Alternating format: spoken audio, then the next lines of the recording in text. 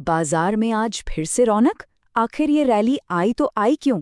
कौन से एक्सपर्ट्स हैं जो किसी खास शेयर पर बुलिश हैं? और हाँ, रेलटेल ने ऐसा क्या कमाल किया जो आज हर तरफ उसी की चर्चा है? चलिए इन सब सवालों के जवाब ढूंढते हैं आज के इस विश्लेषण में। तो चलिए सीधे आज के बड़े नंबर्स पर आते हैं। सेंसेक्स में देखिए 320 पॉइंट्स का जबरदस्त उछाल और इसी के साथ ये 83,000 के पार जाकर बंद हुआ है। और सिर्फ सेंसेक्स ही नहीं, निफ्टी ने भी बिल्कुल यही रफ्तार पकड़ी। 93 पॉइंट्स की बढ़त के साथ 25,400 के ऊपर क्लोजिंग दी है। पता है, ये कोई एक दिन का खेल नहीं है। बाजार में ये लगातार तीसरा दिन है जब ऐसी तेजी देखने को मिली है। तो मतलब माहौल तो एकदम पॉजिटिव बना हुआ है। पर सबसे बड़ा सवाल, ऐसा हो क्यों रहा है? तो चलिए सबसे पहले पूरी कहानी को समझते हैं। तो इस तेजी के पीछे का राज जानने के लिए हमें भारत से हजारों मील दूर अमेरिका की तरफ देखना होगा। जी हां, वजह है यूएस फेडरल रिजर्व का एक बहुत बड़ा फैसला। एक ऐसा फैसला जिसने पूरी दुनिया के बाजारों का मूड ही बदल दिया। तो हुआ ये है कि अमेरिका के फेडरल रिजर्व ने इंटरेस्ट रेट्स में 25 बेसिस पॉइंट्स की कटौती कर दी है। अब जैसे ये खबर आई, ग्लोबल सेंटिमेंट को एक जबरदस्त बूस्ट मिला और बस उसी पॉजिटिव लहर का सीधा सीधा असर हमें अपने इंडियन इक्विटी मार्केट पर भी देखने को मिला। चलिए अब थोड़ा पर्दे के पीछे चलते हैं और देखते हैं कि जो बड़े खिलाड़ी हैं, जिन्हें हम स्मार्ट मनी भी कहते हैं, वो अपना पैसा आखिर लगा कहाँ रहे हैं।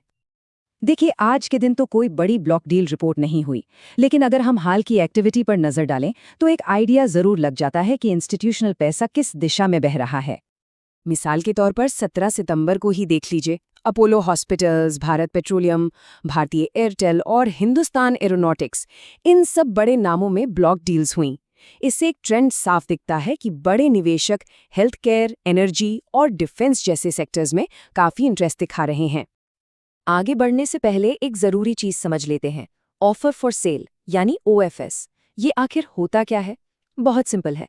ये वो तरीका है जिससे किसी लिस्टेड कंपनी के प्रमोटर्स एक ट्रांसपेरेंट बिडिंग प्रोसेस के जरिए अपने शेयर सीधे पब्लिक को बेचते हैं। और OFS की बात हम कर ही क्यों रहे हैं? क्योंकि इससे जुड़ी एक बड़ी खबर आ रही है। वारी एनर्जीज, ये कंपनी इंडो सोलर में अपनी करीब 14.66% हिस्सेदारी OFS के जरिए बेचने की तैयारी में है। जाहिर सी बात है, इस पर बाजार की पैनी नजर बनी रहेगी। ठीक है, अब आते हैं एनालिस्ट के व्यू पॉइंट पर।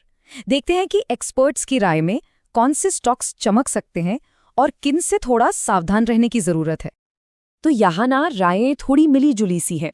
एक तरफ देखिए, UBS को एवेन्यू सुपरमार्ट्स यानी डीमार्ट में काफी दम दिख रहा है और उन्होंने 5,600 रुपए का टारगेट दिया है। दूसरी तरफ MK ग्लोबल है जो पेटीएम पर बुलिश है और 1,350 रुपए का टारगेट देख रहे हैं। लेकिन दिलचस्प बात यह है कि यही MK ग्लोबल डाबर इंडिया के लिए रिड्यूस की रेटिंग दे रहे हैं, जिसका टारगेट 525 रखा है। एक और कंपनी है जिस पर सबकी नजरें टिकी हुई हैं और वो है बजाज फिनसर्व। वजह, इसके फ्यूचर को लेकर जो बड़े बड़े फाइनेंशियल टारगेट सेट किए गए हैं वो काफी एम्बिशियस हैं। तो ब्रोकरेज फर्म्स ना बजाज फिनसर्व के 2029 तक के लक्ष्यों को बहुत बारीकी से देख रही हैं। कंपनी का अनुमान है कि उसकी टोटल इनकम और प्रॉफिट दोनों में करीब 20 से 22% की ग्रोथ देखने को मिल सकती है। अब सोचिए, अगर कंपनी ये कर पाती है तो ये वाकई एक कमाल की परफॉर्मेंस होगी। चलिए अब शेयर बाजार की हलचल से थोड़ा हटकर एक सॉलिड बिजनेस डील की बात करते हैं। ये वो खबरें होती हैं जो दिखाती हैं कि कंपनियां ग्राउंड पर असल में क्या कर रही हैं। 106 करोड़ रुपए, जी हाँ, ये वो बड़ी रकम है जिसका ऑर्डर मिला है रेलटेल कॉरपोरेशन को। और ये ऑर्डर मिला है बिहार एजुकेशन बोर्ड के लिए स्मार्ट क्लासरूम्स इंस्टॉल करने का। ये वाकई एक बहुत इंपॉर्टेंट प्रोजेक्ट है। और अब बारी है आज के फाइनल स्कोर कार्ड की। देखते हैं कि आज के दिन कौन रहे विनर्स और कौन रहे लूजर्स। तो आज के टॉप गेनर्स पे नजर डाले तो इटर्नल करीब 2.9% ऊपर रहा। HDFC लाइफ में 2.2% की अच्छी खासी बढ़त थी और सन फार्मा भी 1.75% चढ़कर बंद हुआ। दूसरी तरफ थोड़ा दबाव दिखा कोल इंडिया में, जो 1.7% नीचे था, और बजाज फाइनेंस में भी 1.3% की गिरावट दर्ज की गई।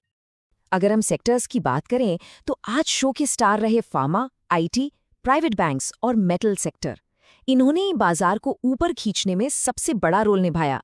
वहीं एनर्जी और मीडिया सेक्टर में आज थोड़ी सुस्ती थी और वहां हल्की गिरावट देखने को मिली। तो कुल मिलाकर आज बाजार ग्लोबल न्यूज़ के दम पर चढ़ा। लेकिन सवाल ये है कि कल की हेडलाइंस कौन बनाएगा? क्या वो रेलटेल का ये 106 करोड़ का ऑर्डर होगा, या फिर बजाज फिनसर्व के बड़े-बड़े टारगेट्स, या फिर कोई और ही कहानी सामने आएगी?